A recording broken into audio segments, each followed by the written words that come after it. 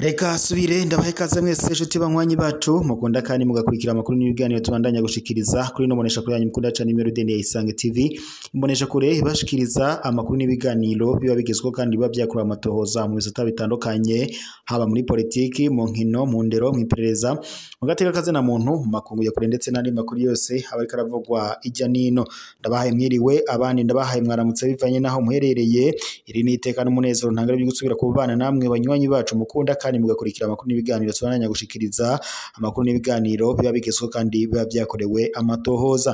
Reka nkengurukire mwese mudukurikira muri micungararo igize igihugu cyacu Burundi badukurikira bari mu bihugu bibanyi abari mu makungu ya kure mwese ndabahaye kase amakuru yacu y'akanya amakuru yuta cyane amakuru araza gushimikira ku ngingo nkuru zikurikira. Nyuma yuko habaye amatora y'abashinga amateka ndetse n'abajenama b'amakomine ngaha mu Burundi ndetse bikaza no kuvuga ko hoba harabayemo ubusuma ndetse n'ubunenge gusa umunyamabanga mukuru w'umugambwe uri ku butegetsi CNDD FDD Yeneteka Reverien Ndikuriyo yari yamirije abo bose bavuga ko umugambwe umwe rudende wa CNDD FDD ngo uba warivye amatora ubwo yagiranaga ikiganiro n'abamenyesha makuru. Reverien Ndikuriyo kandi mubwo yaganiraga n'abamenyesha makuru yavuze ko umugambwe umwe rudende wa CNDD FDD uko waratsinze amatora aruko abanyagihugu bamaze kubona akamaro k'uyu mugambwe ndetse ngo nivyo umaze gushikana ko Uburundi. Reverien Ndikuriyo amakuru aturuka mu kinyegero avuga ko ubu nawe yamaze kuva mu gacerere ndetse yatangaje ko azokwitoza mu kibanza c'umukuru w'igihugu mu matora yimirije mu mwaka wa 2027. Mu gihe kandi abakuru b'imigambwe itavuganwa n'umutegetsi bo bavuga ko ivyabaye mu Burundi ngo aragahoturo ndetse n'agasombo kuko batavuganwa n'ubutegetsi bari ko baraborezwa igufwa. Ni mu gihe kandi abanyagihugu bo bafise ubwoba bavuga ko mu gihe umukuru w'igihugu cy'u Burundi Evariste Ndayishimiye ngo yazo kwitoza mu kibanza c'umukuru w'igihugu mu matora yimirije mu mwaka wa 2027 ariko ngo ikiringo ciwe kigaca ciyamirizwa ibintu bishobora kuba bibi ngo ibintu bishobora kushikira abanyagihugu biteye ubwoba nk'ibyabashikiye mu mwaka wa 2000 ubwo umukuru w'igihugu cy'u Burundi w'ico gihe Petero Nkurunziza yamamazaga abanyagihugu bakirara mu mabarabara bakiyamiriza ibyikiringo ca kabitatu ciwe. Abanyagihugu rero n'ubundi bahagaritse umutima bavuga ko mu gihe Evariste Ndayishimiye ngo yazo kwitoza maze bakiyamiriza ikiringo ciwe ko amaraso ashobora kuzongera akameneka mu Burundi.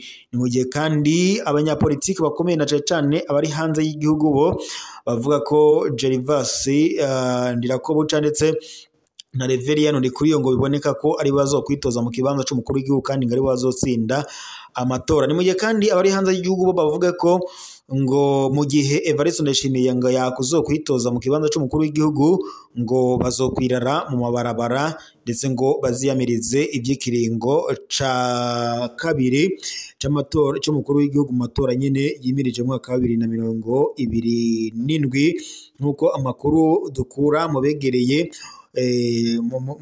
mu bihangange mu butegetsi abyemeza. Hari rero amakuru tubonye ku mbuga ngurukana bumenyi avuga ko Reverien Ndikuriyo yoba ashaka kwitoza kuba perezida w'u Burundi muri 2027.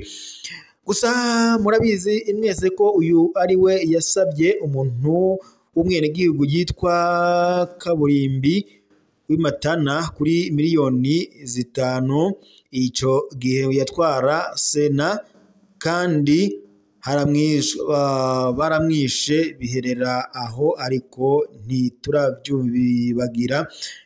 Ibi rero biri no mu bivuga yuko ndetse na Evariste Ndayishimiye ngo arabye nabi nawe ashobora guhasiga agatwe kuko Reverien Ndikuriyo mu gihe azobafasha ingingo yo kwitoza mu kibanza c'umukuru w'igihugu ibintu bishobora kutazogenda neza kuri Evariste Ndayishimiye. Mu gihe kandi mu Burundi biri kuvuga ko itunga ry'u Burundi ryose ryaba ryimukiye mu gihugu kibanyi ca Tanzania. Biri kuvuga ko kuri ubu u Burundi buri mu bihugu 5 vya mbere bishira imitahe mu gihugu kibanyi cha Tanzania. Mu mwaka wa 2025 gusa ikinyamakuru The Citizen kiramenyesha ko imitahe yavuye mu Burundi ingana n'imiliyoni n'imiliyaridi zirenga amajana 8 z'amafaranga y'amarundi. Uburundi bugira kane, ni inyuma y'Ubushinwa, Emirates Arabes Unis ndetse na Swede. Ni ukuvuga ko mu gihe bwo buriko ngo burakena bidasanzwe, ako kanya nyene Uburundi buriko buratungisha Tanzania.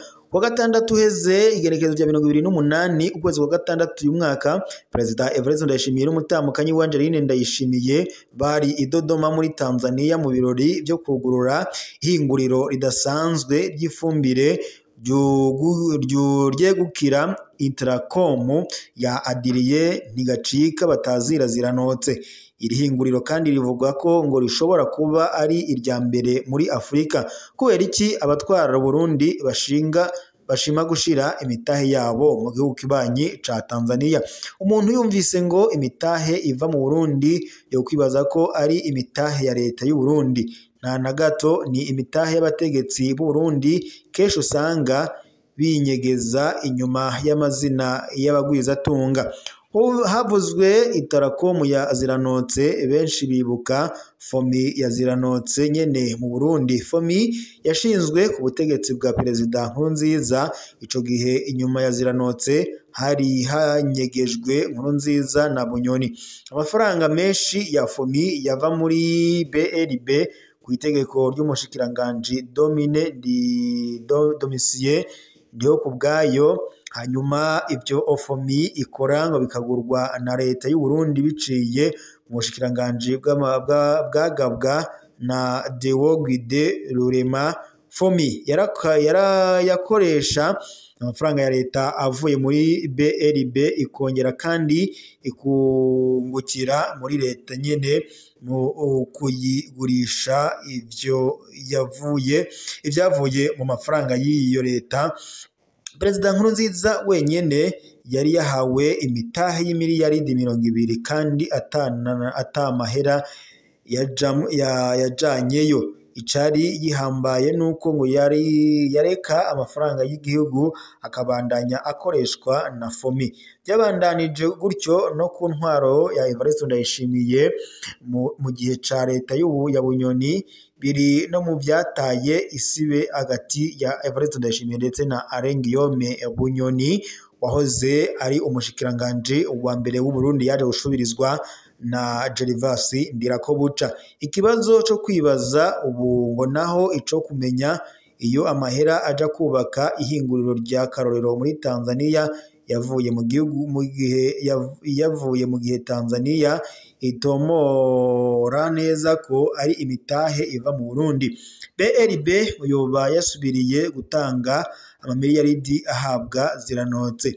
Evariste Ndayishimiye na Angeline Ndayishimiye boba nabo ngo baragabiwe imitahe y'umurengera nkuko vyagenze muri FOMI mu gihe ca Petero Nkurunziza. Uburundi butakamba ngo babuzanire imitahe, ariko ababutwara bo bakajana imitahe yabo hanze y'igihugu. Muri kino gihe Uburundi bubuze ibintu vyankenerwa biva hanze kubera kubura amafaranga mva makungu. Akamaramaza ni ibimaze igihe mu gitoro, none bigenda gute ngo ya mafaranga tubuze acajanwa gushingwa amahinguriro hanze y'igihugu nko muri Tanzania? Abategetsi birirwa baratakamba hanze ngo bipfuza abazana imitahe mu Burundi. None ninde azozana imitahe yiwe mu gihe abatwara Burundi bonyene berekana ko batizeye isoko y'u Burundi ku buryo imitahe yabo bayijana hanze y'igihugu? Igihugu kitizewe n'abagitwara cyo kwizerwa nabande? Kubera iki umunyamabanga yozana imitahe mu Burundi aho kuja muri Tanzania hizewe kurusha mu Burundi? Ubwo abategetsi b'u Burundi baratahura urugero bariko rwo kuca igihugu cabo. Abategetsi banyonora amafaranga y'u Burundi bayajana mu mahanga, bakongera kandi bakica n'icizere cose ku Burundi. Tanzania iriko ikwega imitahe kubera abatwarayo amafaranga yabo bazi ko azoba akingiwe. Iwacu uwozanye imitahe atinya ko amafaranga yiwe azibwa. Ni bande bazoyibaha? Ninde bande bazoyiba? Babategetsi nyene bariko bayajana hanze y'igihugu. Ikibabaje kurusha ibindi ni ingene abo nyene bakora ibyo bagaruka kutwigisha gukunda igihugu, bakiha ububasha bwo kwita abatemera kamaramaza abeshi abansi b'igihugu, nk'uko tubisanga muko byama bivugwa n'umukuru w'igihugu Evariste Ndayishimiye. Reka rero tube duhagarikiye amakuru yacu y'aka kanya ngaha, turaza gusubira mu makuru araza kuba agezeho. Ko gusa mwibuke gufyonda swivure, partage ndetse na sabone kugira igihe cyose tuba dushize amakuru kuri imuneshe kuri yanyu mukunda ace azabashikira ku mwanya n'umwanya.